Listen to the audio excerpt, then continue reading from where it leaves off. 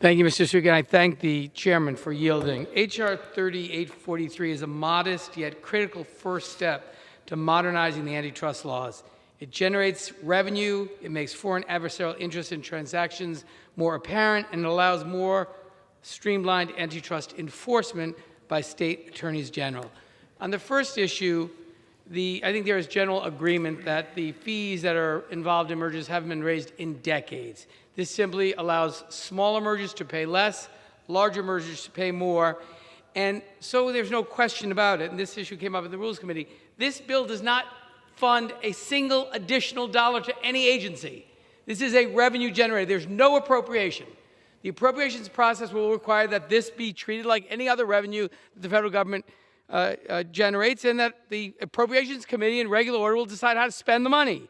And people should also not be concerned. Under the Appropriations Act of 2022, the DOJ Antitrust Division's use of appropriated funds is limited to, and I quote, expenses necessary for the enforcement of antitrust and kindred laws, end quote. There's already a limitation, but it doesn't provide any additional funding. It simply generates revenues and shifts burdens to the largest transactions so that the taxpayers don't have to be responsible for their review. In recent decades, the rising tide of economic concentration has given rise to monopolies that exercise outside influence over our democracy and our political institutions. And at the same time, the budgets for our antitrust enforcement agencies have not kept pace with the demands placed on them. As Brian Deese, the director of the National Economic Council, explained, and I quote, "It is unacceptable for these agencies' resources to lag so far behind the growth of the economy they're charged with protecting," and that's why the Biden-Harris administration issued a statement of administrative policy in support of this bill. We can have the fight about whether additional resources are necessary during the appropriations process. This bill simply raises the fees, gives smaller businesses a break, and doesn't appropriate a single dollar. Title III of the bill strengthens antitrust enforcement by preventing state antitrust actions from being dragged into private litigation in another venue. This legislation enjoys wide support among the states. Last year, the National Association of Attorneys General and every single attorney general in the United States, every state attorney general, wrote a letter urging Congress to pass the bill's amendment to the multi-district litigation statute, quote, as soon as possible, so that our citizens benefit from more efficient, effective, and timely adjudication of antitrust actions, end quote. So I, too, urge my colleagues to vote in favor of this legislation and applaud them for their sponsorship. I want to thank Mr. Buck, who's been a tremendous leader on this package of bills. And, you know, there should be no question. Senator Lee, Senator Cotton, Senator Grassley have said that this package represents, and I quote, a strong bipartisan consensus. These bills improve antitrust enforcement without appropriating any more funds. You don't have to believe me. Those are your Republican colleagues who make the same point.